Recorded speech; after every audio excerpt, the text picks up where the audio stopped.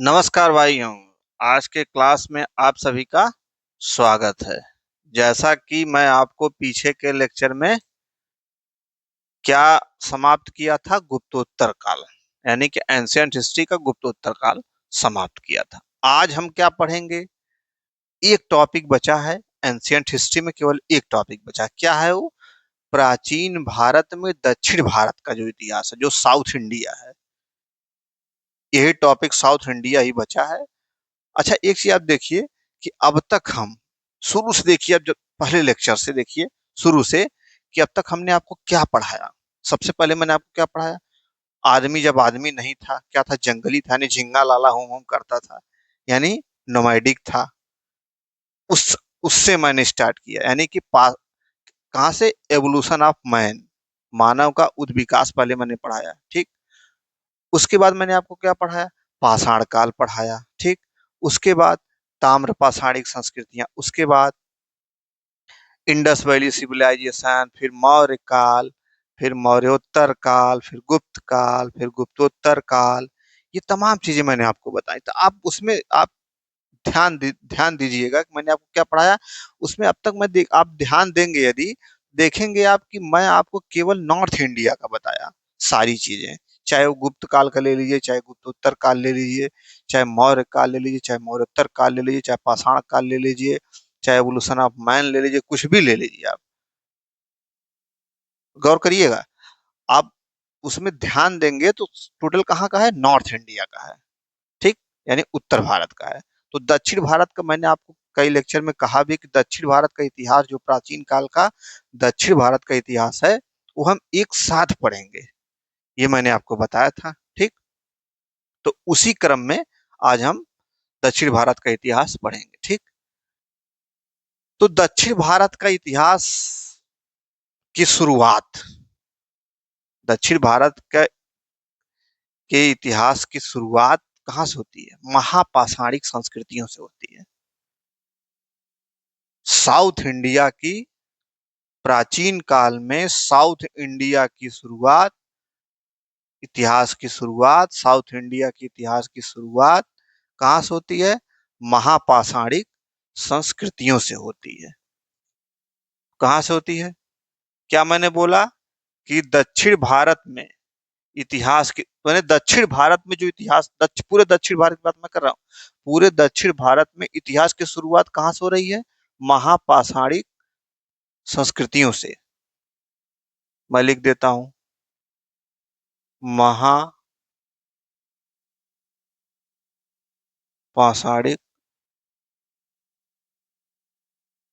संस्कृति। ठीक। तो दक्षिण भारत के इतिहास की शुरुआत महापाषाणिक संस्कृतियों से होती है। इंग्लिश में इसको क्या कहेंगे? मेगालिथ,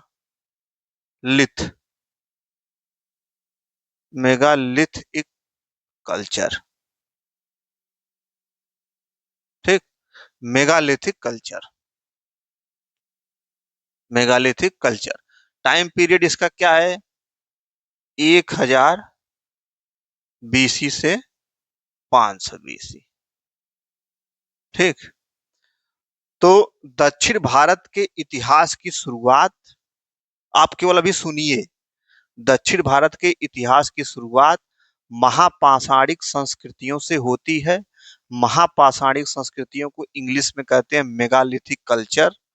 और मेगालिथिक कल्चर का जो टाइम पीरियड है वो 1000 BC से लेके 500 BC तक है। ठीक। इतना दिमाग में आप रखिए, 1000 BC से 500 BC तक है। तो पहले इसका अर्थ समझ लीजिए, ये महापाषाणिक संस्कृतियों का अर्थ क्या है। ठीक है। महापाषाणिक संस्कृतियों का अर्थ क्या है?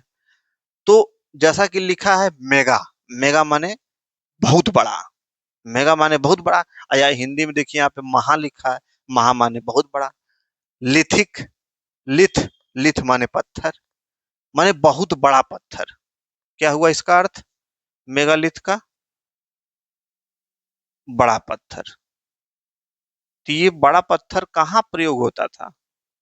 बड़ा पत्थर, मेगालिथ, बड़ा पत्थर, ये कहाँ प्रयोग करते थे? महापाषाणिक संस्कृति के लोग जो बड़े बड़े पत्थर थे, कहाँ प्रयोग करते थे? अपनी कब्रों पे। कहाँ पे? कब्रों पर।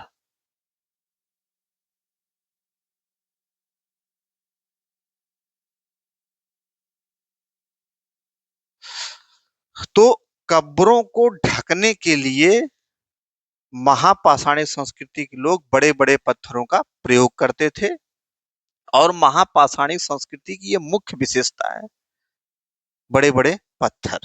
ठीक है। तो महापाषाणी संस्कृति, दक्षिण भारत में इतिहास की शुरुआत महापाषाणी संस्कृति से होती है, जिसे मेगालिथिक कल्चर कहते हैं। इसका टाइम पीरियड 1000 बीसी से 500 बीसी। महापाषाण मतलब बहुत बड़ा पत्थर। कहाँ प्रयोग करते थे? अपनी कब्रों पे प्रयोग करते थे, कब्रों को ढकने के लिए, चारों तरफ से घेरने के लिए। अब जाके गूगल पे सर्च करिएगा कब्रों के बारे में, उनका शेप, साइज सर्च करिएगा तो अलग अलग चीजें हैं, कई चीजें हैं। अब सर्च करिए, क्वेश्चन उससे नहीं आते हैं, इसलिए मैं उसको नहीं बताऊंगा। ठीक है। जिससे क्वेश्चन आएंगे केवल वही ध्यान रखिए। ठीक। तो टाइम पीरियड इनका 1000 बीसी से 500। अब एक चीज अब इसमें ध्यान दीजिए कि 1000 बीसी से 500 बीसी में दक्षिण भारत में महापाषाणिक संस्कृति की शुरुआत होती है, 1000 बीसी से 500 बीसी में। तो इसी टाइम पीरियड में उत्तर भारत में क्या हो रहा था, मैं आपको बताया था। इसी 1000 बीसी से 500 बीसी के टाइम पीरियड याद करिए, क्या मैंने बताया था? मैंने बताया था आपको 1500 बीसी से 600 बीसी। मैंने एक चीज बताई थी जिसको दो पार्टीशन मैंने किया था, 1500 से 1000 और 1000 से 600, किया था ना? 1000 से 600। तो 1500 से 1000 क्या था? ऋग वैदिक एज था, और 1000 से 600 लेटर वैदिक एज था। यानी कि यानी कि 1000 बीसी से 500 बीसी, यानी कि दक्षिण भारत में महापाषाणिक संस्कृतियां चल रही हैं, तो उत्तर भारत में क्या चलेगा? क्या चल रहा था उस समय? मिलान करिएगा। उत्तर भारत में क्या चला था? लेटर वैदिक एज, उत्तर वैदिक काल चल रहा था। ठीक। यानी कि इधर उत्तर भारत में उत्तर वैदिक काल चल रहा था, तो दक्षिण भारत में महापाषाणिक संस्कृति चल रही थी। ठीक है। अब इसके आगे जाइए, महापाषाणिक संस्कृति से आगे चलिए। अब ये तो हो गया महापाषाणिक संस्कृति। ठीक। समझ में आई बात? कि उत्तर भारत में इसके समकालीन उत्तर भारत में उत्तर वैदिक काल चल रहा था, और दक्षिण भारत में महापाषाणिक संस्कृति चल रही थी। ठीक। अब महापाषाणिक संस्कृति, अब इसके आगे क्या हुआ? महापाषाणिक संस्कृति के आगे, महापाषाणिक संस्कृति के आगे आप देखेंगे तो आगे आता है संगम संस्कृति। क्या मैंने बताया? आगे ऐसे ही दिमाग में रखेंगे, वरना सब भूल जाएगा। संगम संस्कृति, या 500 बीसी से आगे। ठीक। अच्छा, इसका टाइम पीरियड आपको याद करने की जरूरत नहीं है। क्यों? क्योंकि संगम संस्कृति के 10 टाइम पीरियड बताए गए हैं। कोई इतिहासकार कुछ कहता है, कोई इतिहासकार कुछ कहता है। कुल मिला जुला के इसमें क्या है? डिस्प्यूट है, विवाद है। अब मैंने आपको बताया था कि जिस जिस टॉपिक पे विवाद रहेगा उससे क्वेश्चन नहीं आते हैं। तो इसके टाइम पीरियड को लेकर आपको टेंशन नहीं लेना है। ठीक। इस पे डिस्प्यूट है। अब ये नहीं करना है कि जो साहब ने बताया कि नहीं सर, 10 जो आपने बताया है, अब माँ कसम मैं खाऊंगा और 10 लिख डालूंगा, इसके बाद फिर मैं आगे बढ़ूंगा। ऐसा नहीं, ऐसा मत करिएगा, नहीं तो आप एनर्जी अपनी लॉस करेंगे। ठीक। तो संगम संस्कृति 500 बीसी से आगे, बस इतना दिमाग में रखिए। अच्छा, अब इसका देखिए अर्थ देखिए। संगम, संगम का मतलब क्या? संगम, जैसे संगम का जंक्शन, माने एक जंक्शन है। जैसे आप रेलवे स्टेशन में सुने होंगे जंक्शन, ये फला जंक्शन। तो क्या होता है उस जंक्शन पे? चारों तरफ से ट्रेनें आके वहां इकट्ठा होती है उस जंक्शन पे, माने उस जंक्शन से चारों तरफ जा सकते हैं। ठीक। तो वही स्थिति थी। संगम मतलब मिलन, एक मिलन स्थल। तो किसका मिलन? इस संगम मतलब किसका संगम? तो संगम, किसका संगम? तो इस संगम काल में 3 राज्य हुआ करते थे, चोल चेर पांड्य। संगम काल में 3 राज्य हुआ करते थे, चोला चेरा पांड्या। इंग्लिश में चोला चेरा पांड्या कहिए, हिंदी में चोल चेर पांड्य कहिए। ठीक। तो इन्हीं 3 राज्यों का, जो चोल चेर पांड्य थे, चोल चेर तथा पांड्य राज्यों के तमिल कवियों का संगम हो रहा था। क्या समझ में आया? संगम संस्कृति में 3 राज्य थे। मैंने बनाया है, अभी सब समझाऊंगा आपको। संगम संस्कृति में 3 राज्य थे, चोल, चेर, पांड्य। ठीक। चोल में कुछ तमिल कवि थे, चेर में कुछ तमिल कवि थे, पांड्य में कुछ तमिल कवि थे। ठीक। इन चोल, चेर, पांड्यों के तमिल कवियों का एक विशेष स्थान पे संगम हो रहा था, माने लोग इकट्ठा हो रहे थे। क्यों इकट्ठा हो रहे थे? उनको क्या करना था, क्यों इकट्ठा हो रहे थे? संगम साहित्यों का संकलन करने के लिए, संगम लिटरेचर का कंपाइलेशन करने के लिए ये सब इकट्ठा हो रहे थे। ठीक। तो संगम संस्कृति का मतलब आप समझ गए होंगे कि जो संगम संस्कृति के अंतर्गत जो 3 राज्य आते थे, चोल, चेर, पांड्य, उन्हीं राज्यों के तमिल कवियों का संगम हो रहा था। अच्छा, और यह संगम किसी विशेष, कहीं होगा भाई, कोई स्थान तो चाहिए, किसी विशेष स्थान पे संगम हो रहा था। ठीक। विशेष स्थान में आप 3 जगह हुआ है, मैं अभी वो बताता हूँ। मदुरै, कपाटपुरम, फिर मदुरै। मदुरै में ही ज्यादातर हुआ है। ठीक। और इन जो कवि इकट्ठा हुए, तो इकट्ठा होंगे तो क्यों इकट्ठा हुए? मैंने आपको कहा ना, संगम साहित्यों का संकलन करने के लिए। तो इन तमिल कवियों ने क्या किया कि संगम साहित्यों का संकलन किया। ठीक है। तो संगम कल्चर का मतलब यही हुआ कि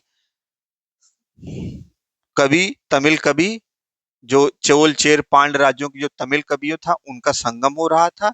संगम का उद्देश्य ये था कि संगम साहित्यों का संकलन करना। ठीक है। तो ये तो हो गया संगम। अब आइए एक इससे, इसको हम समझते हैं मैप से। संगम संस्कृति को मैप से समझते हैं कि इसमें जो राज्य थे कैसे कैसे थे। ठीक। देखिए, ये मैंने आपको एक मैप बनाया है। अभी इधर मत देखिएगा, अभी इधर बताता हूँ, पहले इधर समझ लीजिए। ये देखिए, इधर मैं मैप बनाया हूँ। ठीक। ये विंध्यन रेंज है, मैंने विंध्य पर्वत है। ये ऐसे ही मैंने विंध्य, मुझे एक मोटी मोटा बना, ये मत कहिएगा सर आपने यहाँ बना दिया, इसको यहाँ बना, ये मत कहिए कि मोटी मोटा मैंने बनाया है। ठीक है। तो विंध्य पर्वत है, और विंध्य पर्वत के नीचे नर्मदा नदी बहती है। ठीक। तो मुख्य रूप से यह माना जाता है कि जो विंध्य पर्वत से लेकर और कन्याकुमारी तक का जो एरिया है, वही दक्षिण भारत है। मुख्य रूप से, मुख्य रूप से यह माना जाता है कि विंध्य पर्वत से लेकर, विंध्यन रेंज से लेकर जो कन्याकुमारी तक का एरिया है, वो दक्षिण भारत में आता है। ठीक। और हम अभी पढ़ क्या रहे हैं? दक्षिण भारत का इतिहास पढ़ रहे हैं। ठीक। अब इसमें देखिए, यहाँ पे चोल थे। अब जो मैंने बताया ना, संगम संस्कृति 3 राज्य थे, तो वही देखिए मैंने दर्शाया है कहाँ कहाँ। ये चोल थे, चोलों का एरिया है। ठीक। जो कोरोमंडल तट हम कहते हैं, मैंने लिखा है, जो कोरोमंडल तट कहते हैं वही चोलों का एरिया है। ठीक। यहाँ देखिए, ये पांड्य हैं, इसी पांड्य में मदुरै है, ये पांड्यों का एरिया है। ये देखिए, ये चेरों का एरिया है, चेरों का एरिया, जो ये दक्षिण पश्चिमी कोचीन और ये मालाबार जो है, ये सब मिला के चेरों का, दक्षिणी मालाबार और दक्षिणी पश्चिमी कोचीन कोचीन ये दोनों को मिलाकर ये चेरों का एरिया है। मैं चेर, चोल, पांड्य। ठीक है। अब देखिए, ये चोलों की राजधानी एक कावेरी में थी, कावेरी पट्टनम, चोलों की राजधानी। पांड्यों की राजधानी मदुरै थी, यही मदुरै थी। ठीक। इसी प्रकार चेरों की राजधानी। तो इन राजधानियों को, तो अब क्या करना है कि चोल, चेर, पांड्यों की जो प्रमुख राजधानियां हैं, प्रमुख राजधानियां इसलिए मैं बोल रहा हूं कि इनकी बंदरगाह राजधानियां भी हैं, तो प्रमुख राजधानियां। ठीक। अच्छा, इन चोल, चेर, पांड्यों का अपना एक राज चिन्ह होगा, जैसे देश का, हर देश का अपना एक होता है ना फ्लैग, उसी तरह इनका अपना एक सिंबल होगा, राज चिन्ह होगा। तो इनका राज चिन्ह, इनकी जो प्रमुख राजधानियां हैं, और इन तीनों राज्यों के जो सर्वाधिक प्रसिद्ध शासक हैं, उनके बारे में। तो आइए हम अब उनके बारे में देखते हैं कि कौन कौन क्या क्या है। ये देखिए मैंने बनाया है राज्य, चोल, चेर, पांड्य। अब इनकी राजधानियां देखिए। चोलों की राजधानियां कावेरी पट्टनम या पुहार। यहां मैंने बोला ना, ये कावेरी पट्टनम या पुहार। ठीक। दूसरा, चेर, चेर की राजधानी वंजी, वंजी या करैयूर या करूर। चेरों की राजधानी थी वंजी। इसी के अंदर वंजी, या ये वज्जी नहीं है, वज्जी मत समझ लीजिएगा। वज्जी जो महाजनपद था वो मत समझिएगा, ठीक है। ये वज्जी नहीं, ये वंजी है। वंजी या करयूर या करूर, कहीं कहीं करयूर लिखा रहेगा, कहीं कहीं करूर लिखा रहेगा, तो इसको देख के घबराना नहीं है, ठीक है। दूसरा तोंडी। तोंडी ये क्या है? ये बंदरगाह राजधानी है तोंडी, ठीक है। अच्छा, पांड्य की राजधानी देखिए, पांड्य की राजधानी क्या है? मदुरै। और कोरकई, कोरकई क्या है? ये बंदरगाह राजधानी। पांड्य की राजधानी मदुरै, कोरकई बंदरगाह राजधानी है। चोलों का राज चिन्ह देखिए, सिंबल देखिए, बाघ या चीता, बाघ या चीता। और चेरों का सिंबल देखिए, धनुष। चेर का सिंबल क्या था? धनुष।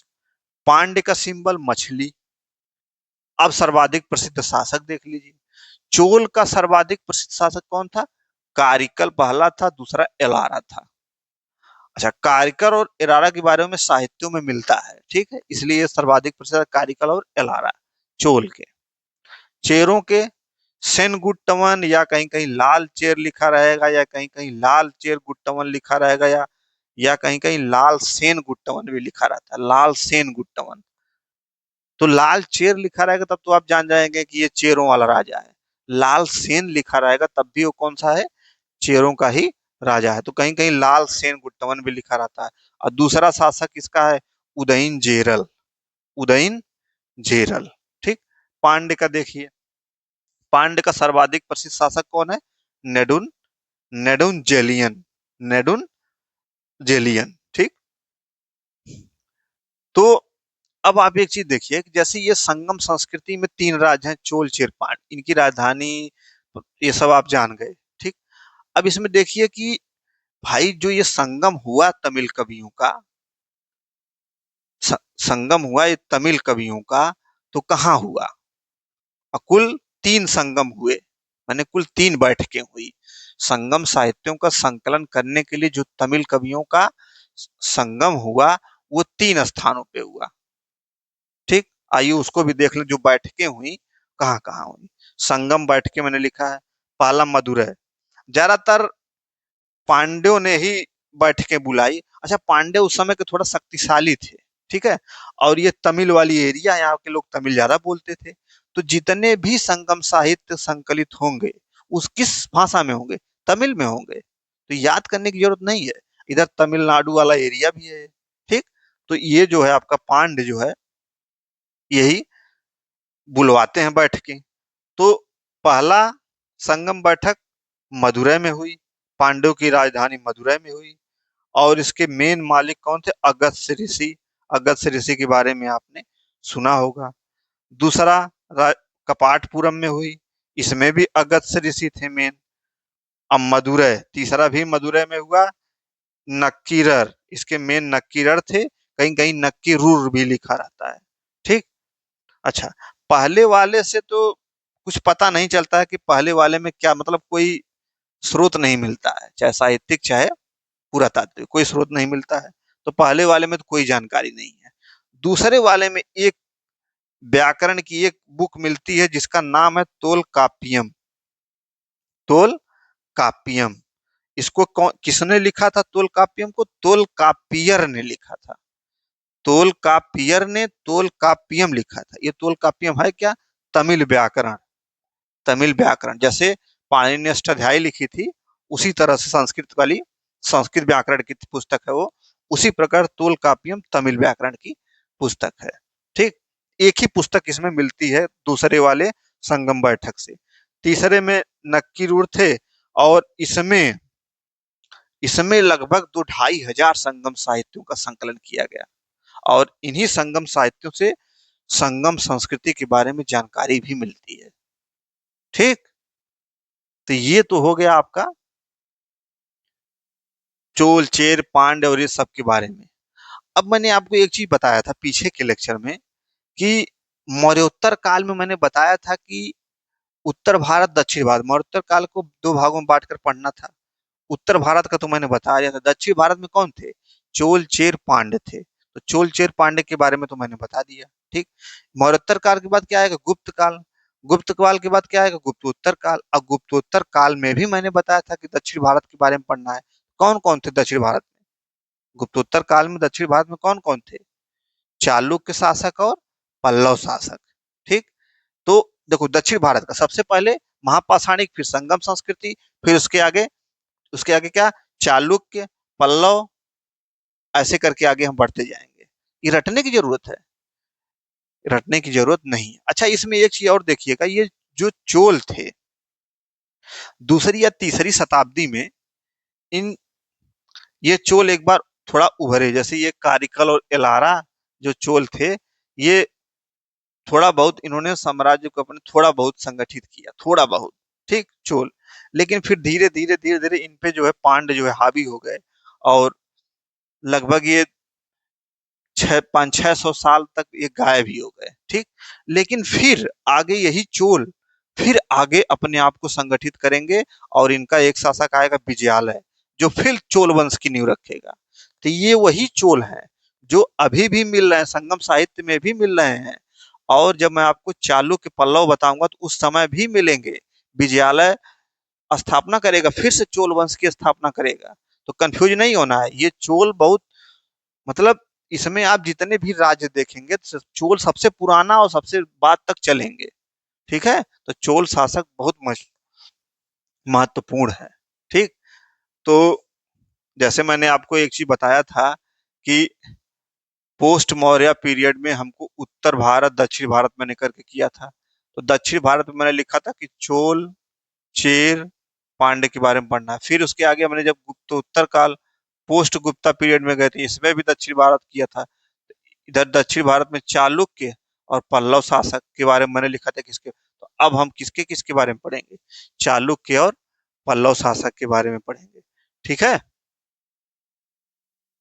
तो आइए अब हम चालुक्य और पल्लव शासक के बारे में देख लेते हैं। चालुक्य या वातापी, माने वातापी के चालुक्य। पहले चालुक्य के बारे में पढ़ लेते हैं, फिर पल्लव के बारे में पढ़ते हैं, फिर चोल साम्राज्य पुनः स्थापित होगा, विजयालय स्थापित करेगा, चोला। चोला के बारे में मैंने अभी बताया ना, चोला के बारे में, कि चोल वंश जो था, एलारा और कारिकल दो शासक थे। एलारा और कारिकल दो शासक थे। इन दोनों ने चोल वंश को कुछ समय तक संभाले रखा। फिर इसके बाद जब फिर धीरे धीरे धीरे चोल वंश का पतन हो गया, तो फिर धीरे धीरे धीरे धीरे कुछ कुछ वर्षों बाद फिर से चोल वंश की नींव रखी जाएगी, विजयालय रखेगा। ठीक है, तो चोल दो बार आएंगे, इस बात को ध्यान। तो पहले हम वातापी के चालुक्य को अच्छा, चालुक्य भी कई हैं। ठीक है, पूर्वी है, पश्चिमी है, लेकिन उससे क्वेश्चन नहीं आएंगे, केवल वातापी के चालुक्य को ही आपको ध्यान में रखना है। ये नहीं कि सारा उठा के लगे पढ़ने, जो इंपॉर्टेंट है उसी को केवल पढ़िए। अन्यथा मैं आपको बताया हूं कि हिस्ट्री जो है उसकी पढ़ने की कोई लिमिट नहीं है। ये बात आप हमेशा दिमाग में रखिए। फालतू चीजें पढ़ेंगे, क्वेश्चन भी नहीं फंसेगा, फिर आप परेशान होंगे। ठीक है, तो आइए वातापी के चालुक्य। अच्छा, कुछ बेसिक इंफॉर्मेशन है, ये मैंने ऐसे गोला बनाया है, तो वातापी के चालुक्य के कुछ बेसिक इंफॉर्मेशन जान लीजिए। जैसे वातापी के चालुक्य के संस्थापक कौन है? जय सिंह है। ठीक, दिमाग में आप रखेंगे। अच्छा, वास्तविक संस्थापक पुलकेशिन प्रथम। वास्तविक संस्थापक कौन है? पुलकेशिन प्रथम। वातापी के चालुक्यों की राजधानी कहाँ है? वातापी या बादामी, जो कि कर्नाटक में है। ठीक है, तो ये तो हो गया बेसिक इंफॉर्मेशन। ठीक, अब हम इनके वातापी के चालुक्यों के राजाओं को लिखे मैं। सभी राजाओं को नहीं ध्यान देना है, बस आपके संतुष्टि के लिए मैं राजाओं को लिख दिया, जो इंपॉर्टेंट है केवल उसी को ध्यान देना है। ठीक है, ये नहीं कि सभी राजाओं की लिस्ट बनाऊंगा, माँ कसम खाऊंगा, रट डालूंगा, ये नहीं करना है। ठीक, तो जय सिंह संस्थापक हो गए। इसके बाद रणराज आते हैं, बहुत ज्यादा इंपॉर्टेंट नहीं है। ठीक, पुलकेशिन प्रथम वास्तविक संस्थापक, बस इनको इतना जानना है कि ये वास्तविक संस्थापक थे। ठीक, इसके बाद कीर्तवर्मन प्रथम आते हैं, इनके बारे में भी कुछ नहीं जानना है। मंगलेश आते हैं, इनके बारे में भी कुछ नहीं जानना है, बस दिमाग में रखना है कैसे ऐसे आ रहे हैं। ठीक, अब आते हैं पुलकेशिन दुर्ति, पुलकेशिन दुर्ति, ये महत्वपूर्ण शासक हैं। एक पुलकेशिन दुर्ति के बारे में आपको रखना है, विक्रमादित्य प्रथम के बारे में नहीं रखना है। कुछ विक्रमादित्य प्रथम के बाद भी कुछ अन्य शासक आएंगे, इनके बारे में भी बहुत जानकारी आपको नहीं रखनी है।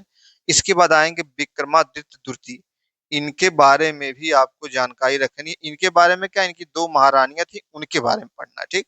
और अंतिम शासक है कीर्तिवर्मन द्वितीय, इसके बारे में थोड़ा बहुत जानकारी आपको रखनी है, ठीक। तो आइए पुलकेशिन द्वितीय को देखते हैं। तो पुलकेशिन द्वितीय क्या लिखा है इसमें, सबसे प्रतापी शासक। अच्छा, सबसे प्रतापी, सबसे प्रसिद्ध, सबसे महत्वपूर्ण, इसका मतलब एक ही है। अगर कोई शासक सबसे प्रतापी है तो वो सबसे प्रसिद्ध भी होगा। यदि कोई शासक सबसे प्रसिद्ध है तो उसकी, कोई प्रसिद्ध होगा, कोई सबसे प्रतापी होगा तो उसकी सेना भी सबसे शक्तिशाली रहेगी। रीजनिंग से आप रीजनिंग बैठाइए भाई, कोई अगर सबसे प्रतापी शासक है तो उसकी सेना बिना मजबूत से प्रतापी कैसे बनेगा, सर्वाधिक प्रसिद्ध कैसे बनेगा। तो जो शासक सर्वाधिक प्रसिद्ध है या प्रतापी है, उसकी सेना भी सबसे मजबूत रहेगी, ठीक है। तो इस बात को ध्यान में आप रखना है। तो पुलकेशिन द्वितीय जो है सबसे प्रतापी शासक हैं। अच्छा, पुलकेशिन और कुछ चीजें मैं लिखा हूं, उसको मैं इस मैप से हम लोग समझेंगे, तब क्लियर आपको हो जाएगा, ठीक। अच्छा, पुलकेशिन द्वितीय का आइए इस मैप को मैं आपको बताता हूँ कि पुलकेशिन द्वितीय, मैं आपको हर्ष के समय पुलकेशिन द्वितीय और हर्ष के समय कुछ चर्चा मैंने नहीं किया था, हर्ष के समय, वो मैं आज अभी करता हूँ, जो कि बहुत ही महत्वपूर्ण है, ठीक। तो ये हो गया आपका मैप। दक्षिण भारत में ये है पुलकेशिन द्वितीय, ठीक, जो कि सबसे प्रतापी हैं। और उत्तर भारत में आप देखिए ना, पुलकेशिन द्वितीय का टाइम पीरियड देखिए, 611 से 642 एडी, ये एडी है, 611 से 642 एडी, 611 से 642 एडी, ठीक। और इनका हर्षवर्धन का देखिए, माने दक्षिण भारत में जब पुलकेशिन द्वितीय थे तो उत्तर भारत में कौन था, हर्षवर्धन थे, ठीक। इनका टाइम पीरियड है 606 से 647 एडी, देखिए 611 से 642, यानी कि दोनों एक दूसरे के समकालीन है। एक हर्षवर्धन है उत्तर भारत में, पुलकेशिन द्वितीय है दक्षिण भारत में, ठीक। तो पुलकेशिन द्वितीय मान लीजिए यहाँ है, ये सबसे प्रतापी सर्वाधिक प्रसिद्ध शासक है, ठीक। इसका एक दरबारी कवि है रवि कीर्ति, पुलकेशिन द्वितीय का एक दरबारी कवि है, यहाँ पर मैंने लिखा है दरबारी कवि है, कौन, क्या नाम है इसका, रवि कीर्ति, ठीक। और इसने क्या किया है, रवि कीर्ति ने क्या किया है कि पुलकेशिन द्वितीय मैंने अपने राजा के प्रशंसा में एक अहोल प्रशस्ति लिखी है, ठीक। और यहाँ पे देखिए हर्षवर्धन, हर्षवर्धन भी मैंने आपको बताया था कि पुष्यभूति वंश हरियाणा में था पहले, ठीक। फिर हरियाणा से हर्षवर्धन कन्नौज जाता है, कन्नौज पर अपना नियंत्रण स्थापित करता है, तो ठीक ठाक एरिया अपना साम्राज्य बना लेता है, ठीक। हालांकि हर्षवर्धन का जो काल था वो सामंतों का काल था, इसने नियंत्रण तो किया था, जो सामंत थे उस सामंतों पे ही नियंत्रण किया, उनकी सेनाओं पे नियंत्रण नहीं था, केवल सामंतों पे ही नियंत्रण था, लेकिन तब भी ये प्रतापी शासक था हर्षवर्धन भी। तो हर्षवर्धन भी प्रतापी शासक था, ठीक। अच्छा, इसका एक दरबारी कवि है बाणभट्ट, देखिए हर्षवर्धन का दरबारी कवि बाणभट्ट है, और इसने हर्षवर्धन की प्रशंसा में हर्ष चरित्र लिखा है, हर्ष चरित्र एक पुस्तक है। तो उत्तर भारत में हर्षवर्धन ये भी प्रतापी शासक, जो हरियाणा से लेकर कन्नौज तक का नियंत्रण स्थापित करता है, ठीक। इसका दरबारी कवि बाणभट्ट है, और बाणभट्ट ने अपने राजा की प्रशंसा के बारे में हर्ष चरित्र लिखी है पुस्तक। और यहाँ पे देखिए पुलकेशिन द्वितीय भी सबसे प्रतापी शासक है, इसका दरबारी कवि रवि कीर्ति है, और रवि कीर्ति ने अपने राजा पुलकेशिन द्वितीय की प्रशंसा में अहोल प्रशस्ति लिखे हैं। अब देखिए अब क्या होता है, हर्ष, पहले इसका देखिए हर्षवर्धन, बाणभट्ट ने हर्ष चरित्र लिखी, और इसमें बताया हर्ष चरित्र में बाणभट्ट लिखे हैं कि हमारे राजा पूरे उत्तरापथ के स्वामी थे, पूरा उत्तरापथ इन्होंने जीत लिया था। बाणभट्ट ने हर्षचरित में लिखा है कि हमारे राजा जो है पूरे उत्तरापथ के स्वामी थे। हमारे राजा का जो साम्राज्य था बहुत बड़ा था। किसने लिखा है? बाणभट्ट ने हर्षचरित में लिखा है। पूरा उत्तरापथ जीत लिए थे। उत्तरापथ का मतलब उत्तर भारत पूरा जीत लिए थे। ठीक। और पुलकेशिन द्वितीय हैं। रवि कीर्ति क्या लिखते हैं? इनके दरबारी कई रवि कीर्ति क्या लिखते हैं, अभी बता रहा हूं। अब ये भी प्रतापी शासक है, हर्षवर्धन भी प्रतापी शासक है। तो हर्षवर्धन क्या करेगा? कहेगा कि अब हम चलते हैं दक्षिण भारत। जब यहाँ पे अपना पूरा उत्तर भारत पे कब्जा कर लेता है तो इसका मन क्या हो जाता है? बढ़ जाता है। जब मन बढ़ जाता है तो कहता है कि अब हम दक्षिण भारत पे भी विजय प्राप्त करेंगे। इधर पुलकेशिन द्वितीय ये भी प्रतापी है, ये भी कहता है कि हम अपना दक्षिण भारत पे कर ही लिए हैं, अब चलते हैं उत्तर भारत पे नियंत्रण स्थापित करने। तो क्या होता है कि ये भी आते हैं दक्षिण भारत पर नियंत्रण स्थापित करने के लिए, हर्षवर्धन भी, पुलकेशिन द्वितीय भी जाते हैं उत्तर भारत पर नियंत्रण स्थापित करने के लिए। और दोनों लोगों की मुलाकात यही नर्मदा नदी है, इसी नर्मदा नदी के तट पर हो जाती है। और जब दोनों लोगों की मुलाकात इसी नर्मदा नदी के तट पर हो जाती है तो इन दोनों के बीच नर्मदा नदी के तट पे एक युद्ध होता है। ठीक। और पुलकेशिन द्वितीय हर्षवर्धन को पराजित कर देता है। ठीक। इस युद्ध का वर्णन कहाँ है? रवि कीर्ति ने अपने एहोल प्रशस्ति में किया है। क्या किया है? कि हमारे राजा पुलकेशिन द्वितीय जो हर्षवर्धन को हराते हैं, पूरा उत्तरापथ जीतते हैं, इसने रवि कीर्ति ने अपने एहोल प्रशस्ति में वर्णन किया है इस युद्ध का। तो ये बताइए, क्या बाणभट्ट ये लिखेगा अपने हर्षचरित में? ये लिखेगा कि हमारे जो राजा थे, हमारे राजा को पुलकेशिन द्वितीय ने बड़ा पीटा था, बहुत मारा था, खूब तुड़ाई की थी? ये लिखेंगे बाणभट्ट अपने हर्षचरित में? नहीं लिखेंगे। बस इतना करेंगे कि हाँ, मेरे एक राजा था दक्षिण में, वो भी प्रतापी था और मेरे राजा भी प्रतापी थे। लेकिन ये नहीं लिखेंगे कि मेरे राजा की तुड़ाई पुलकेशिन द्वितीय ने खूब तुड़ाई की थी और मेरे राजा हार गए थे। ये नहीं लिखेगा। तो हर्ष चरित्र में इस युद्ध का वर्णन नहीं मिलेगा आपको, लेकिन एहोल प्रशस्ति में रवि कीर्ति ने इस युद्ध का वर्णन किया है। ठीक है। तो अब आप देखिए कि बाणभट्ट जो है चाहता तो नहीं लिख देता, हर्षचरित में लिख देता हमारे राजा की खूब तुड़ाई, एक राजा ने खूब तुड़ाई की थी। लेकिन क्यों लिखेगा? दरबारी कवि है, चाटुकार है। ठीक। नहीं लिखेगा। और ये अपने राजा की प्रशंसा प्रशंसा ये भी करता है कि मेरे राजा उत्तरापथ के स्वामी हैं, पूरा उत्तरापथ जीत लिए हैं, तमाम चीजें करता है। लेकिन जो इस युद्ध पुलकेशिन द्वितीय से जो हार इनकी है उसका वर्णन नहीं करता है, केवल युद्ध का वर्णन करता है कि हाँ, ये युद्ध हुआ था, दक्षिण भारत का एक प्रतापी शासक था, उससे युद्ध हुआ था, हमारे राजा युद्ध किए थे। ये लिखता है, लेकिन ये नहीं लिखता है कि मेरे राजा की खूब तुड़ाई हुई थी। ठीक है। तो इस बात को आप दिमाग में रखेंगे। ठीक। अच्छा, पुलकेशिन द्वितीय ने हर्षवर्धन को तो हरा दिया। ठीक।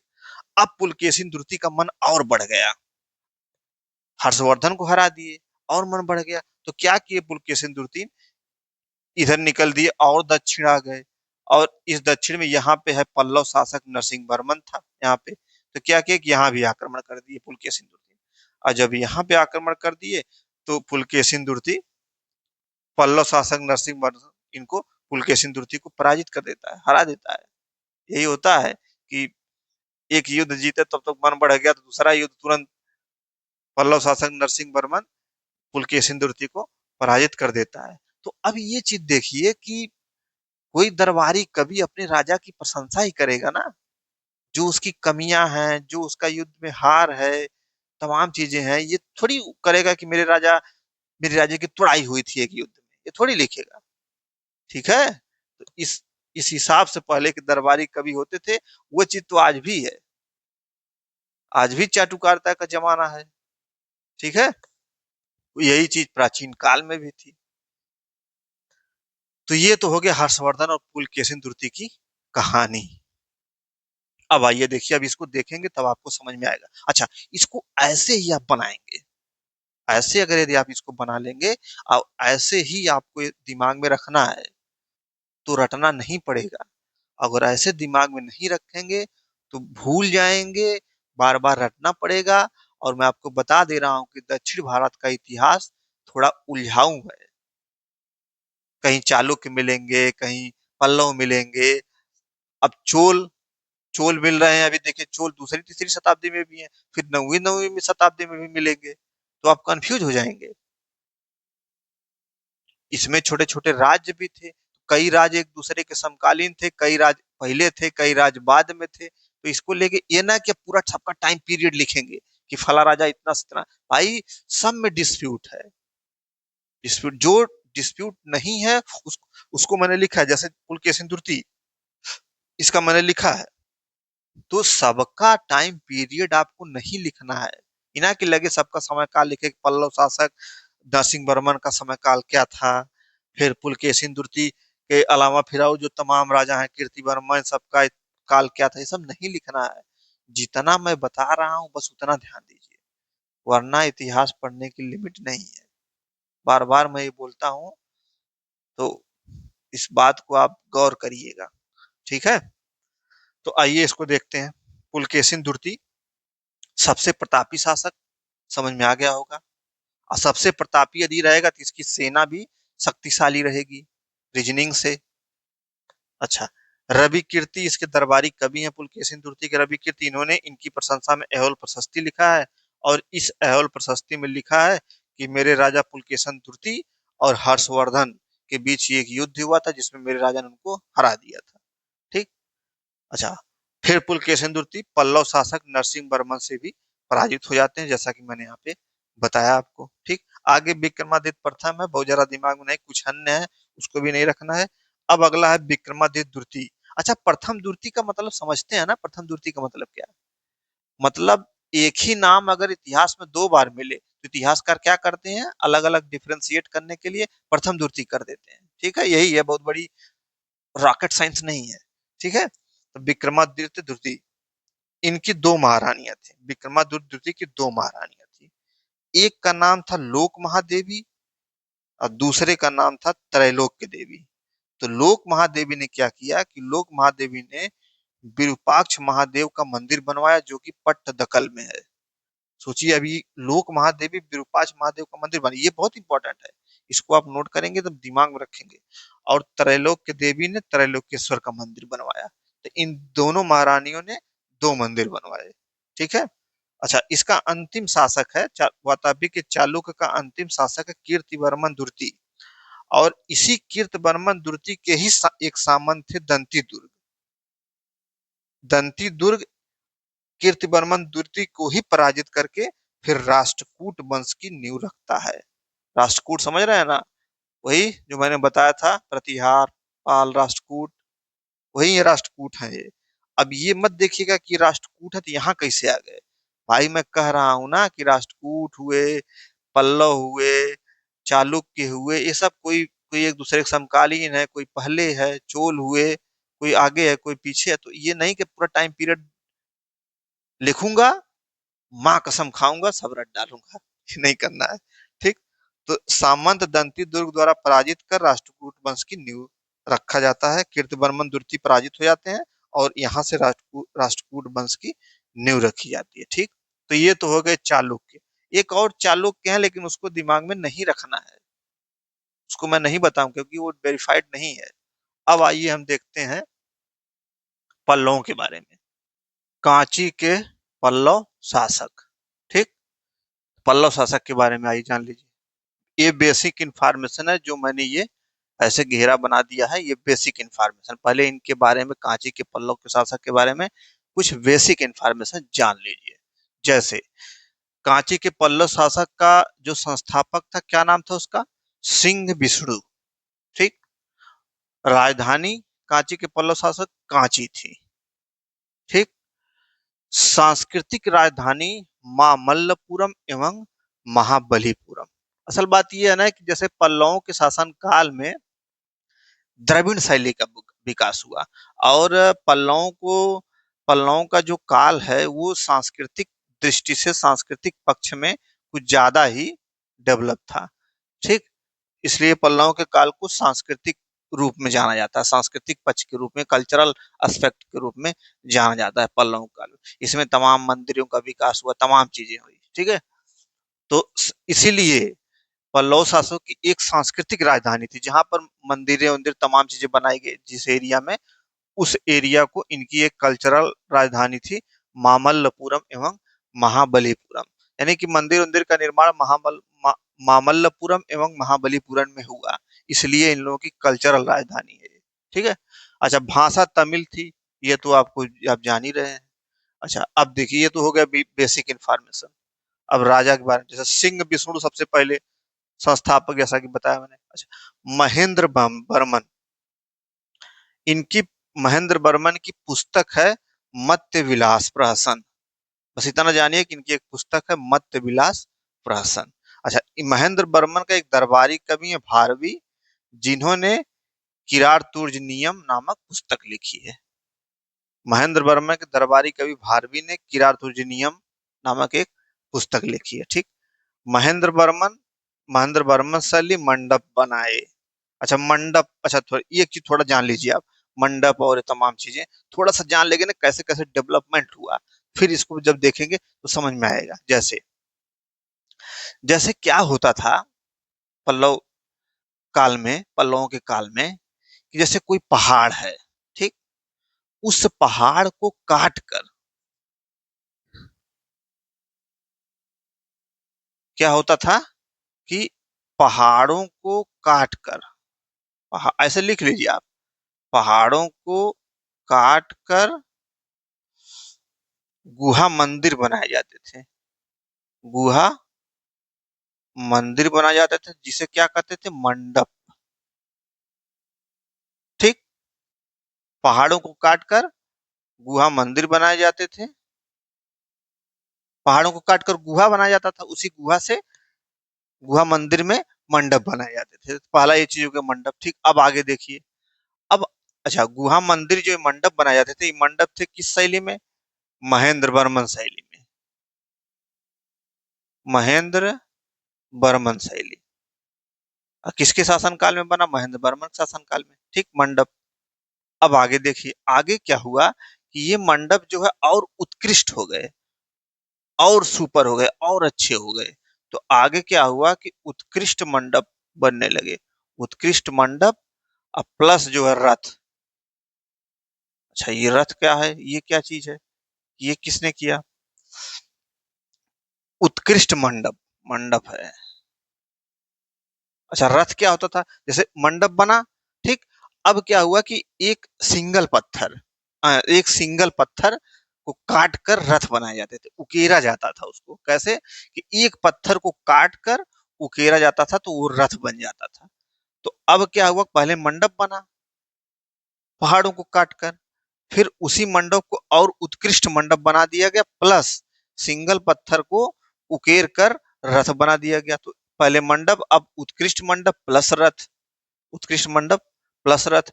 अब ये किस शैली में आता है, ये मामल्ल शैली में आता है। ऐसे डेवलपमेंट हुआ है, देखिए ध्यान से देखिए बस।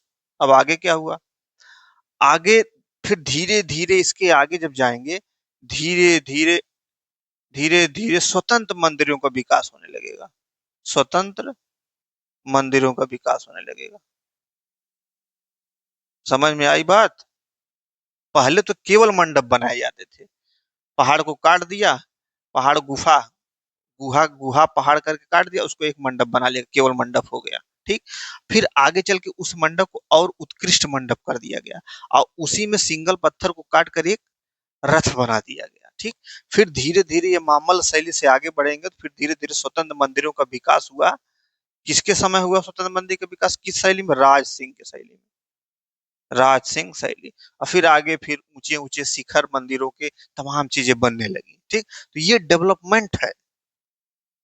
अच्छा, इनके बारे में, इनका जो कल्चरल एस्पेक्ट है, जो इनका टेक्निकल चीज है, वो हम आर्ट कल्चर में देखेंगे। मंदिर का डिजाइन क्या होती थी, आकार क्या, कैसे क्या, वो हम कल्चरल एस्पेक्ट में पढ़ेंगे। ठीक, तो पहले मंडप, फिर उत्कृष्ट मंडप प्लस रथ, फिर आगे धीरे धीरे फिर मंदिरों का विकास हुआ। तो अब आइए देखेंगे, तो अब आपको अच्छा से समझ में आएगा। तो महेंद्र वर्मन मंडप बनाए। इन महेंद्र वर्मन के शासन काल में क्या बना? मंडप बना। मंडप कैसे बना मैंने आपको बताया। ठीक, फिर आगे नरसिंह वर्मन प्रथम आते हैं। नरसिंह वर्मन प्रथम क्या करते हैं? अभी मैंने जस्ट आपको बताया था कि पुलकेशिन द्वितीय को पराजित करके वातापी कोंडी की उपाधि धारण की। अभी मैंने बताया था ना कि नरसिंह वर्मन ने पुलकेशिन द्वितीय जब हर्ष को हरा देता है तो पुलकेशिन द्वितीय का मन बढ़ जाता है, फिर और दक्षिण की तरफ जाता है तो नरसिंह वर्मन से लड़ता है। लेकिन नरसिंह वर्मन पुलकेशिन द्वितीय को ही पराजित कर देता है। ठीक, तो वही चीज लिखा है कि नरसिंह वर्मन प्रथम जो है पुलकेशिन द्वितीय को पराजित कर देता है और वातापी कोंड की उपाधि धारण करता है। अब ये देखिए वातापी कोंड क्या है। वातापी वातापी कोंड में दो शब्द हैं, एक वातापी और एक कोंड। वातापी प्लस कोंड। वातापी का मतलब समझ ही रहे हैं, वातापी या बादामी या कर्नाटक। वातापी या बादामी के 4 लोग कर्नाटक, पुलकेशिन द्वितीय की राजधानी, पुलकेशिन द्वितीय की राजधानी थी ना वातापी या बादामी या कर्नाटक। ठीक, तो वातापी तो ये समझ में आ गया।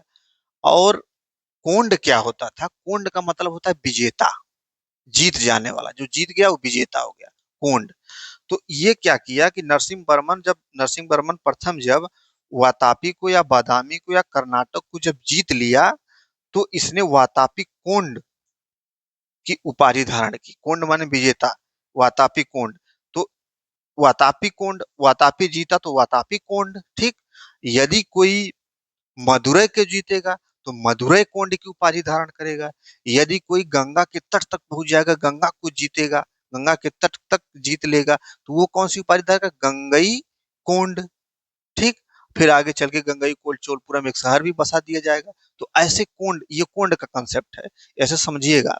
यदि किसी के आगे कोंड लगा है तो उसका मतलब यह है कि उस राजा ने उस चीज को जीता है, इसलिए उसकी उपाधि धारण की है। जैसे गंगई कोंड यानी गंगा के तट तक पहुंच गया। मदुरै को जीता तो मदुरै कोंड, वातापी को जीता तो वातापी कोंड की उपाधि धारण करते हैं राजा। ठीक, तो ये मैंने लिखा भी है, वातापी कोंड, वातापी प्लस कोंड, वातापी या बादामी कोंड माने विजेता। ठीक, अच्छा, नरसिंह वर्मन प्रथम के समय ह्वेनसांग आया था। ह्वेनसांग उत्तर भारत में भी मिला और दक्षिण भारत में भी मिला। उत्तर भारत में किससे मिला? हर्ष से मिला। दक्षिण भारत में किससे मिला? नरसिंह वर्मन प्रथम से, ये मैं बता चुका हूँ। ठीक, तो ह्वेनसांग दोनों जगह मिलता है।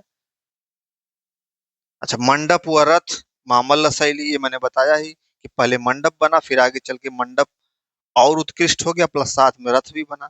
ये मामल्ल शैली में था। ठीक, तो नरसिंह वर्मन प्रथम हो गया।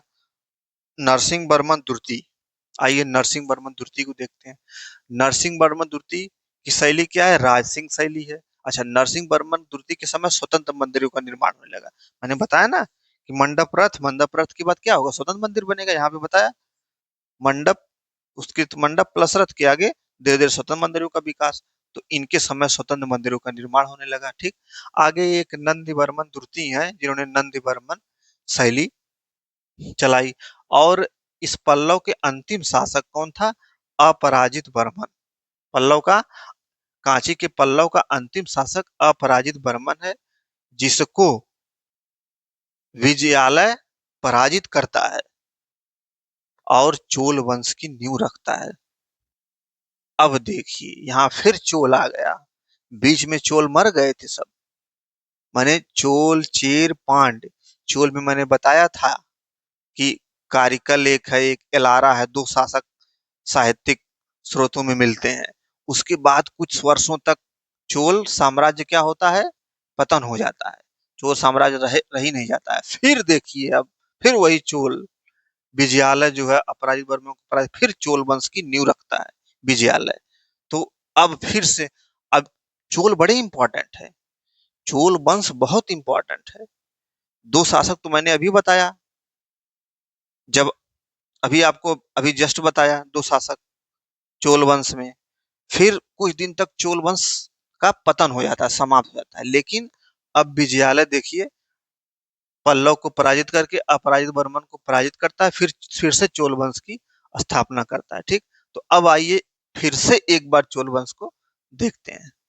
तो चोल वंश के बारे में आइए इसको हम देख लेते हैं। ये दोबारा चोल वंश की स्थापना होती। एक बार चोल वंश की स्थापना हो चुकी थी, मैंने बताया था भी।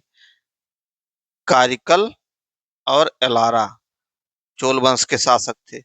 फिर इसके बाद चोल वंश का पतन हो गया। ठीक, अब चोल वंश का फिर एक बार चोल वंश की स्थापना होती। कौन स्थापना करता है? विजयालय करता है। तो आइए, ये बहुत इंपॉर्टेंट है। दोबारा जो चोल वंश की स्थापना हुई, बहुत ही इंपॉर्टेंट है। ठीक, तो आइए इसको हम देख लेते हैं। स्थापना विजयालय। अच्छा, इसमें कई शासक हैं, लेकिन 3 शासक को आपको दिमाग में रखना है, बहुत इंपॉर्टेंट है। पहला परांतक प्रथम, दूसरा, ये इसको मत टाइम पीरियड आप मत रखिएगा, ऐसे मैंने लिख दिया आपको जानकारी के लिए, आपकी संतुष्टि के लिए। ठीक है, तो पहला परांतक प्रथम, दूसरा राजराज प्रथम, तीसरा राजेंद्र चोल या राजेंद्र प्रथम। फिर इसमें ये है उत्तर से। अच्छा, इसको आइए पहले मैप से हम समझ लेते हैं।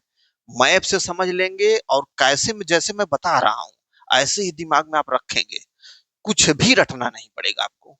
ठीक, ये अभी आपको लिखा है ना, अभी आपको एकदम दिमाग में एकदम बैठ जाएगा। मैप से देखिए तब। ठीक, तो आइए हम इसको मैप से समझते हैं। जैसे ये हो गया आपका इंडिया का इंडिया का हो गया मैप। ठीक, अब यहां कहीं थे चोल। ठीक, यहाँ थे, एक मोटी मोटा मैं बना रहा हूं, अब ये मत कहने लगिएगा कि सर आपने कहाँ बना दिया। चेर, और यहाँ थे पांडे। ठीक, और यहीं पे थी श्रीलंका। कौन था? श्रीलंका। ठीक, ये हो गए चेर, ये हो गए चोल, ये हो गए पांडे। ये दक्षिण भारत का है। ठीक, चेर चोल पांडे। अब देखिए, बस जैसे मैं बता रहा हूं ऐसे ही दिमाग में रखें, आपको कुछ भी रटना नहीं पड़ेगा। इसके बाद तब इसको हम देखेंगे। ठीक, तो क्या होता है, सबसे पहले क्या होता है कि ये जो चोल राजा हैं, चोल राजा में 3 चोल राजा होते हैं।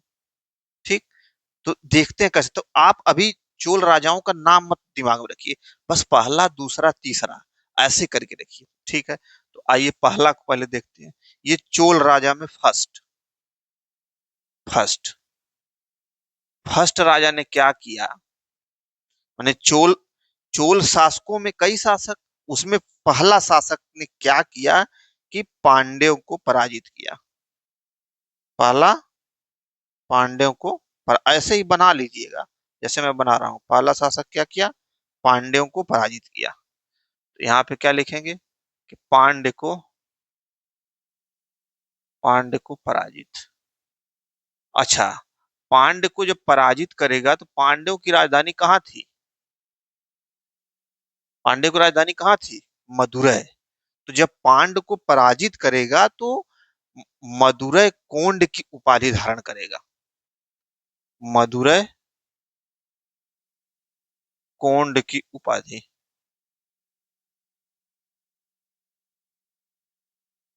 पांड्यों को पराजित किया, मदुरै कोंड की उपाधि धारण किया।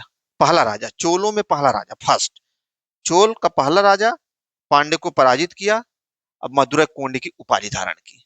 भाई पांड्य को पराजित करेगा, पांड्यों की राजधानी मदुरै थी, तो मदुरै कोंड मैंने मदुरै को जीत लिया।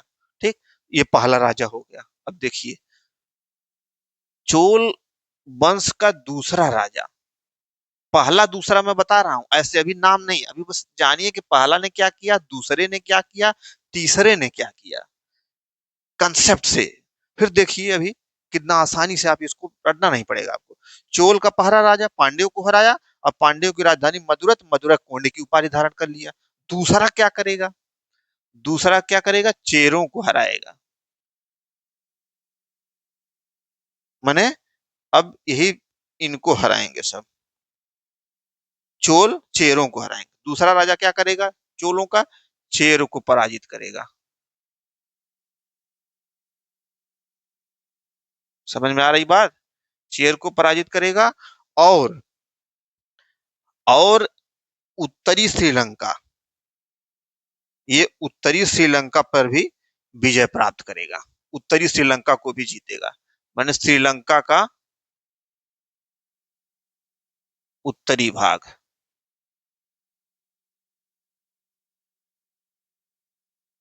माने दूसरे देश में भी देखिए घुस गया है।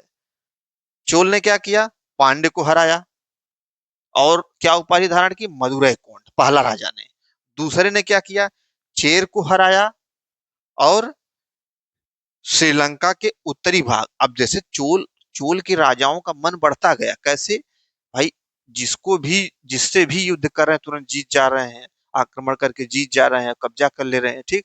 तो पांडे को हराते हैं, चेरों को हराते हैं, तो मन इसका बढ़ गया, तो दक्षिण भारत में और नीचे जाता है श्रीलंका।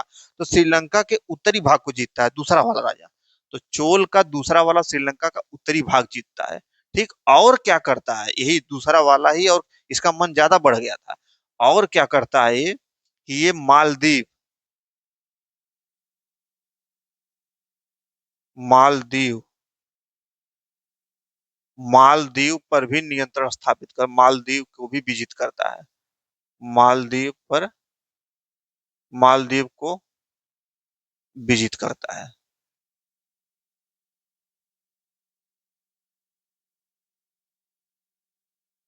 मालदीव को भी जीत लेता है, ठीक। और अरब सागर पे नियंत्रण, भाई मालदीव मतलब इधर कहीं है, ठीक, इधर कहीं मालदीव होगा।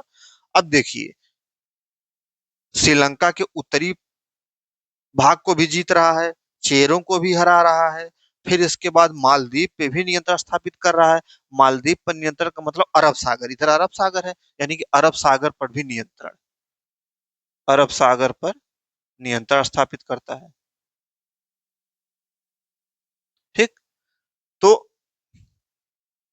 क्या मैंने बताया, फिर से आप देखिए, चोलों में पहला राजा क्या किया, पांड्यों को हराया, और पांड्यों की राजधानी मदुरै थी, इसलिए मदुरै कोंड की उपाधि लिया, पहला।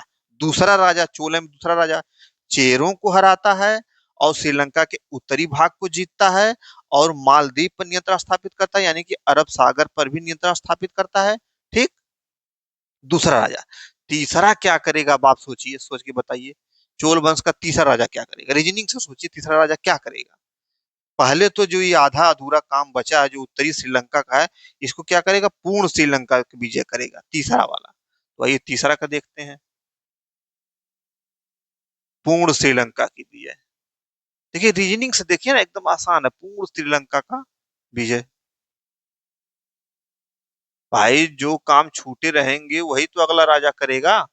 तो इसमें दूसरे वाले ने केवल उत्तरी श्रीलंका जीता था, तीसरा वाला क्या करेगा, पहले सबसे पहला काम क्या करेगा, पूर्ण श्रीलंका मतलब पूरी श्रीलंका को विजित कर लेगा, ठीक। और और पूर्ण श्रीलंका को विजित करेगा, और जब ये पूरा विजित करेगा तो फिर और नीचे जाएगा साउथ ईस्ट एशिया की तरफ। तो साउथ ईस्ट एशिया पर भी नियंत्रण स्थापित करेगा, साउथ ईस्ट एशिया, दक्षिण पूर्वी एशिया, दक्षिण पूर्वी एशिया पर भी नियंत्रण स्थापित करेगा। जैसे दक्षिण पूर्वी एशिया में जावा, और जावा के अलावा एक और इंडोनेशिया कि जावा और इंडोनेशिया में एक शैलेंद्र शासक रहा करते थे, उनको भी हराएगा। माने साउथ ईस्ट एशिया पर नियंत्रण स्थापित करने का मतलब है कि जो जावा इंडोनेशिया के शैलेंद्र शासक थे, इनको हराएगा, यानी कि साउथ ईस्ट एशिया पर विजित करेगा, ठीक। और ये क्या करेगा, और यह जो पहले के राजा थे क्या करते थे कि उत्तर भारत पे विजय प्राप्त करने के बाद क्या करते थे कि दक्षिण भारत पर विजय प्राप्त करना चाहते थे। कोई भी राजा, प्राचीन काल का कोई भी राजा पहले उत्तर भारत पे विजय प्राप्त कर लेता था, मैंने शक्तिशाली हो जाता था, ठीक, प्रतापी हो जाता था, तो तब फिर दक्षिण भारत पे जाता था। लेकिन ये क्या करेगा, ये क्या करेगा कि ये उत्तर भारत में जाएगा, इधर सब श्रीलंका साउथ ईस्टिया ये सब जी मिलाते हुए ये उत्तर भारत की तरफ जाएगा। भारत के माने ये ऐसा शासक है जो भारत के उत्तरी भाग में गंगा के तट तक पहुंच जाता है। कहा जाता है कि ये गंगा को उत्तर भारत से दक्षिण भारत उठा लाया था, ये कहा जाता है। यानी कि गंगा घाटी पर विजय करेगा। ठीक, तो क्या क्या लिखेंगे यहाँ पे हम? गंगा घाटी, गंगा घाटी पर विजय, यानी कि या तो गंगा जी को उत्तर भारत से दक्षिण भारत उठा लाया। और जब गंगा घाटी पर विजय करेगा तो कौन सी उपाधि धारण करेगा? गंगई कोंड। गंगई कोंड, गंगई कोंड। और यही गंगई कोंड जो तीसरा राजा रहता है, इसी गंगई कोंड के पास गंगई कोंड चोलपुरम एक नगर स्थापित करता है इसी के नाम से, गंगई कोंड चोलपुरम। अब देखिए, गंगई कोंड माने गंगा घाटी को जीतने वाला, चोल माने चोल राजा, पुरम पुरम मतलब किसी गांव के आगे, जैसे दिल्ली में राजा जीपुरम, जानकीपुरम, तो पुरम लगाया जाता है नाम के आगे। अच्छा, ये गंगई कोंड चोलपुरम है कहाँ? ये वर्तमान में जो तिरुचिरापल्ली है ना, उसी के निकट है, तिरुचिरापल्ली के निकट ही ये गंगई कोंड चोलपुरम है। ठीक, अब देखिए आप कि अब ये आपको याद करने की जरूरत है। अब ऐसे आप दिमाग में रखिए, पहले राजा ने क्या किया? पांड्यों को, पहले राजा ने क्या किया? चोल का पहला राजा पांड्यों को पराजित किया, और पांड्यों की राजधानी मदुरै थी, इसलिए मदुरै कोंडी की उपाधि धारण करता है। ठीक, चोलों में दूसरा राजा क्या था? चेरों को पराजित करता है, प्लस उत्तरी श्रीलंका को जीतता है, और अरब सागर पर, मालदीव जीतकर अरब सागर पर नियंत्रण स्थापित करता है, दूसरा वाला। ठीक, तीसरा क्या करता है? जो श्रीलंका का भाग बचा था उसको पूरा करता है, यानी कि पूर्ण श्रीलंका की विजय करता है। और जब दक्षिण में श्रीलंका को विजय कर लेता है तो फिर साउथ ईस्ट एशिया की तरफ बढ़ जाता है। साउथ ईस्ट एशिया में वो जावा, इंडोनेशिया के जो शैलेंद्र शासक है उनको हराता है। ठीक, इसके बाद ये फिर उत्तर भारत चला जाता है। उत्तर भारत में गंगा घाटी को, यानी गंगा जी को बताया जाता है कि गंगा जी को ये कहाँ से, उत्तर भारत से दक्षिण भारत उठा लाया था। तो क्या क्या उपाधि धारण करता है? गंगई कोंड। और आगे चल के गंगई कोंड चोलपुरम नामक एक नगर भी स्थापित करता है। तो ये रटने की जरूरत है? तमाम टीचर हैं, यूट्यूब पे पढ़ाते हैं, तमाम लोग हैं, रटने की जरूरत है? बताइए आप कोई भी लेक्चर, आप किसी का भी दक्षिण भारत का इतिहास संबंधित आप तमाम वीडियो मिलेंगी, जाके देखिएगा और मेरा लेक्चर देखिएगा, एकदम तुलना करिएगा, देखिएगा किसको पढ़ाने से मुझे याद हो जा रहा है। ठीक, ये काम जरूर करिएगा। अब देखिए, गंगई कोंड चोलपुरम में एक नगर स्थापित हो गया। ठीक, अच्छा, अब एक चीज बताइए, इसमें देखिए कि ये जो चोल राजा हैं ये अपने देश से बाहर, इधर भी अरब सागर पर भी नियंत्रण स्थापित करते हैं, इधर साउथ ईस्ट एशिया में भी चले जाते हैं। यानी कि इनकी नौसेना जो थी, चोलों की जो नौसेना थी बहुत शक्तिशाली थी। तो अब एक जानकारी के लिए आपको मैं बता दूं कि पूरे प्राचीन इतिहास में, या पूरे इतिहास, प्राचीन इतिहास में, पूरे इतिहास में भारत में एक ही दो लोगों की नौसेना शक्तिशाली थी। इन्हीं लोगों के पास नौसेना थी, जैसे चोलों के पास, और एक मराठाओं के पास भी नौसेना, नौ शक्तिशाली नौसेना थी। और यूरोपियों के पास तो थी ही थी, तो यूरोपीय तो विदेशी हो गए, उनके पास तो शक्तिशाली नौसेना थी ही थी। तो भारत में चोलों के पास, मराठाओं के पास, इन्हीं लोगों के पास थी, मतलब एक लिमिट था, लिमिटेड था, सीमित था। नौसेना सबके पास नहीं थी, केवल दो लोगों के पास थी, यानी कि लिमिट था। और यूरोपीय में सबके पास थी। ठीक है, तो बहुत ये इंपॉर्टेंट है। तो इस तरह से ये चीज समझ लिया। अब आइए आप इसको देखेंगे ना, तो एकदम आपको कहेगा हाँ ऐसे ऐसे ऐसे, और ऐसे ही आपको नोट करना है, ऐसे मैप बना लीजिए, इसको कर लीजिए कि हाँ पहला ने क्या किया, दूसरे ने क्या किया, तीसरे ने क्या किया। आइए अब हम इसको देख लेते हैं। तो चोल वंश स्थापना विजयालय, अच्छा, पहला, यही पहला है, क्या नाम है इसका? परांतक प्रथम। क्या किया ये? पांड्यों को हराता है और मदुरै कोंड की उपाधि धारण करता है, उनकी राजधानी थी। अच्छा, उत्तर मेरु अभिलेख के बारे में अभी मैं बता रहा हूँ, पहले इसको पूरा देख लिया जाए। फिर दूसरा जो है, राज प्रथम, ये चेरों को पराजित करता है और उत्तरी श्रीलंका का विजय करता है। ठीक, और मालदीव की भी विजय करता है, अरब सागर पर नियंत्रण स्थापित करता है। ठीक। और ये पहला शासक था, राजाराम प्रथम ये पहला शासक था जिसने श्रीलंका पे नियंत्रण स्थापित किया। ठीक। अच्छा, राजाराम प्रथम ने एक मंदिर भी बनवाया है जिसको कहते हैं तंजौर का राज राजेश्वर या बृहदेश्वर मंदिर, जो कि यूनेस्को की विश्व धरोहर स्थल में शामिल है। ये बहुत इंपॉर्टेंट है, इसको दिमाग में आप रखेंगे। तो दूसरे वालों का ये था। तीसरे वाले राजा का देखिए, राजेंद्र चोल या राजेंद्र प्रथम, सबसे प्रतापी। अच्छा, जो सबसे प्रतापी या सबसे प्रसिद्ध शासक रहेगा उसी की शक्तिशाली सेना रहेगी। तो उस समय नौसेना तो इसकी शक्तिशाली, सर्वाधिक मौजूद नौसेना, मजबूत नौसेना, जाहिर सी बात है। पूर्ण श्रीलंका पर विजय मैंने बताया ही। दक्षिण पूर्व एशिया की विजय ये भी मैंने बताया। गंगई कोंड चोल उपाधि धारण करता है, गंगई कोंड, क्योंकि उत्तरी भारत में गंगा घाटी तक पहुंच जाता है। ठीक। अच्छा, और कुछ उपाधियां इसकी हैं जैसे उत्तम चोल, पंडित चोल, लेकिन सबसे इंपॉर्टेंट है गंगई कोंड चोल। और इसी के नाम पे आगे करके गंगई चोलपुरम एक नगर स्थापित करता है। तो ये तो हो गया आपका राजाओं के बारे में। ठीक। अब आइए हम देखते हैं, ये उत्तर मेरू अभिलेख बचा है, इसको आपको थोड़ा सा उत्तर मेरू अभिलेख आप समझ लेंगे तो एकदम आपको याद करने की जरूरत नहीं। इसको आप नोट कर लीजिएगा, वीडियो पॉज करके इसको आप नोट कर लीजिएगा। ठीक। मैं इसको स्किप कर दे रहा, मिटा दे रहा हूं। देखिए, उत्तर मेरू अभिलेख किसका है ये?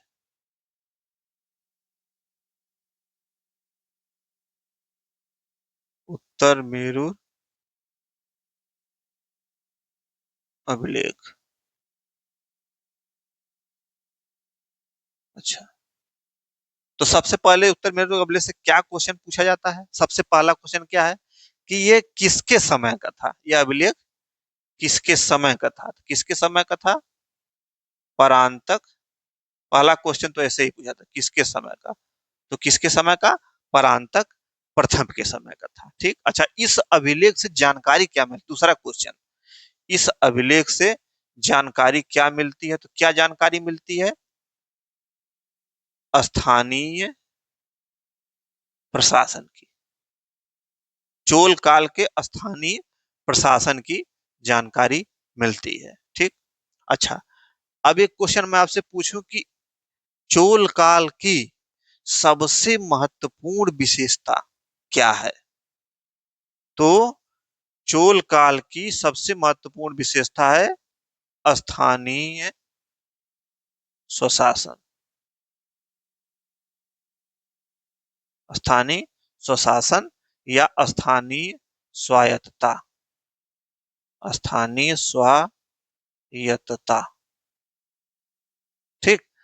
तो इस अभिलेख से क्या जानकारी मिलती है कि चोल काल में जो स्थानीय प्रशासन था कैसा था और किसके समय का था यह? तो परांतक प्रथम के समय का था। अच्छा, स्थानीय प्रशासन या स्थानीय स्वायत्तता क्या थी? जैसे मान लीजिए यह गांव है, उस समय का चोल काल का गांव है। ठीक।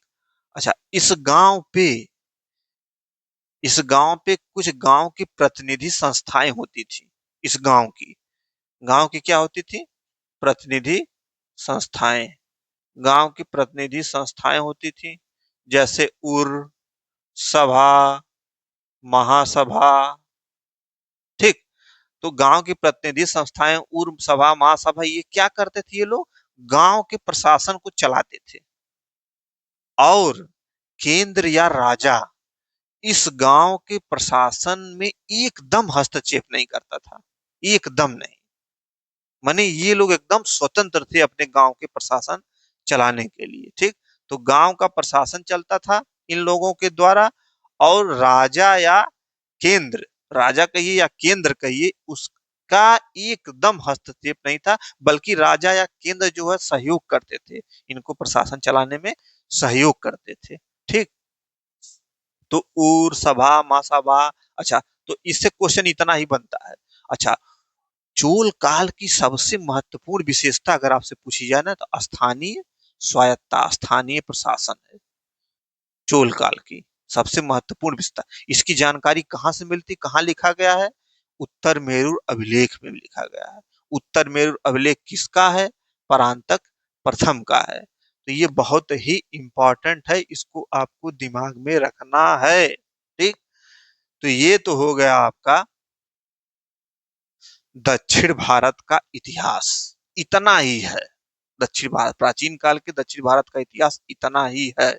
इससे ज्यादा क्वेश्चन, इससे ज्यादा टॉपिक आपको पढ़ना भी नहीं है। अगर इससे ज्यादा आप पढ़ेंगे तो जान लीजिए फिर वही कि इतिहास में थोड़ा पढ़ना हो, ज्यादा पढ़ना हो, इतिहास में डिसाइड किया जाता है क्या पढ़ना है।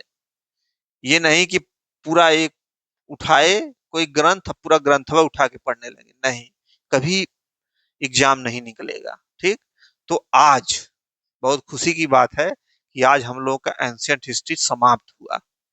ठीक है, और आप लोगों को बधाई मैं देता हूं कि आप लोग भी एक लगातार इस क्लास में बने रहे। और मैं आपको एक और सुझाव देता हूं कि जितने भी लेक्चर हैं, लगभग 100 के आसपास लेक्चर हो गए हैं, छोटा छोटा मैंने वीडियो भी, आपको लेक्चर भी बनाया है कि जिससे आप बोर ना हो।